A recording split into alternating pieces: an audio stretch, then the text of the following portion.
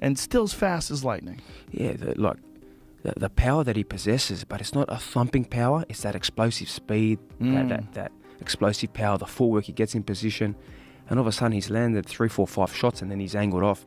A lot like I did in my fight against Lopez. Inoue have very fast. Yeah, it's a competition. It's a very strong guy. Brings out a big crowd, doesn't he? He's an absolute superstar in world boxing, and this was another exquisite performance. Joe Rogan reacts live to Naoya Inoue versus Alan Picasso by calling Inoue a true legend of the sport. Rogan is impressed by how fast Inoue's feet are and how smoothly he moves in and out of range. He highlights that the power is completely unmatched for the division and says Inoue combines speed, precision, and strength in a way very... I was so excited. Yeah, he's a legend of the sport. He is a legend, and he's such an unusual guy. You know what's crazy about him is his calves. Yeah, when you look massive. At that... Usyk is asked about Naoya Inoue's performance against Alan Picasso. His response shows clear respect and admiration. Usyk pauses, then smiles, before praising Inoue's speed and presence in the ring. He openly says, "I like Naoya very fast," highlighting how quickly Inoue moves and reacts. Usyk adds that Inoue is a very strong guy despite competing in lighter weight classes. He explains that the power, speed, and balance Inoue shows make him dangerous at all times. Usyk's words reflect how elite fighters recognize Inoue. Unified heavyweight champ of the world, Alexander Usyk. Alexander, you're watching another pound-for-pound fighter in Inoue. Have you been impressed with his performance so far? Yeah, I like this is show Nagatani fight great with Mexican guy Inoue. I happy. What do you think Inoue needs to do to get the stoppage?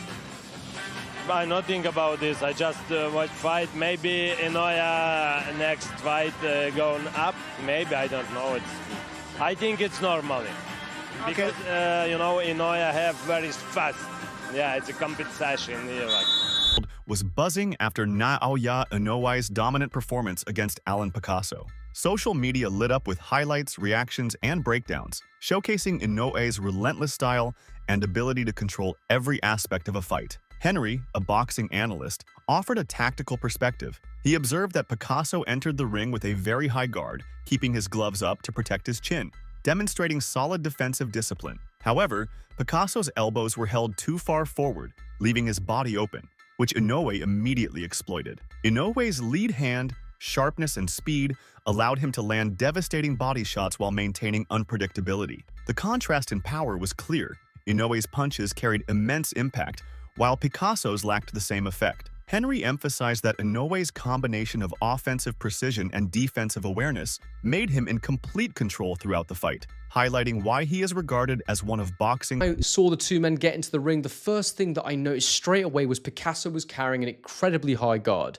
defensively keeping his gloves very, very high, trying to protect his chin. And one thing I'll say in general about Picasso in this fight is that his defensive awareness was very, very impressive. He very rarely dropped his hands after he threw a shot. His discipline was incredibly good. But the problem with that is that sometimes it leaves a lack of room for creativity with fighters. Yes, it's important to be defensively disciplined, but if you continue to give the same look over and over again, you're never ever going to beat a guy like Inoue. The first thing I said at the beginning of my live about this guy was I looked at him and I went, his elbows are incredibly flared. You know, he had the high guard, but his elbows was very, very far forwards, which instantly made me think he's giving the body to Inoue. He's offering it to him. Now, that can sometimes be done because it's to create counter-punching opportunities. But in this instance, I think it was just that he was so concerned about protecting his head, about not getting knocked out with a shot to the head, that the body was there all night for Inoue, and Inoue took it. He took the invitation, and he constantly stabbed to the body of Picasso. And in fact, I'd say that this fight kind of was a story of the body shots in many ways. Picasso, like Inoue, had most of his success to the body. The left hook in particular was a money shot for Picasso.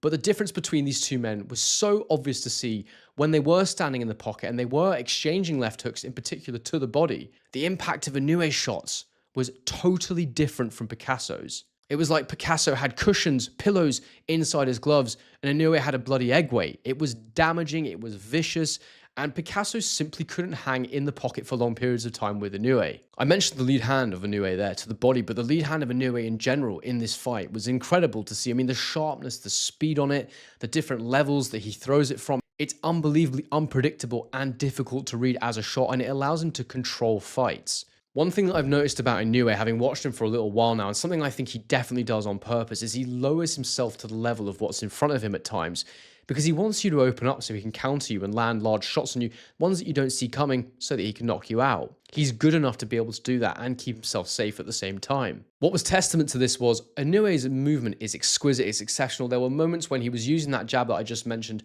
dancing around the ring, using that lateral movement, popping the head of Picasso regularly, easily landing on him with that jab. I mean, Picasso was forced to keep a high guard at all times because the power of Inoue is so good that even when he's in motion, he will hurt you. But the testament to this idea that Inoue will lower himself to what's in front of him is that there was moments where Acknowledges Naoya Inoue's incredible skill and calls him the monster. Tyson says Inoue is faster, stronger, and more precise than many champions he has seen, even claiming he is better than Manny Pacquiao in his prime. He highlights Inoue's power, footwork, and ring IQ as unmatched for the division. Tyson's praise shows the respect a legend has for a current superstar dominating. This young fighter called the Monster. You ever hear Monster? No. Japanese fighter called Monster. This is a Monster. Crazy dude. That mean son of a. Oh yeah, you gotta see this bad motherfucker. Don't look like much. He's better than Manny Pacquiao. Manny Pacquiao was good like that. Just as good. He looks like a fucking pop star. Oh, wait till he get on these. The most efficient hunting machine in all of boxing. He's vicious. That's a bad guy he beat too. Broke him down. Ooh. 118? Yeah, who the hell fights in that division? Bantamweights. Yeah, but who? Some bad motherfuckers. Yeah, some killers.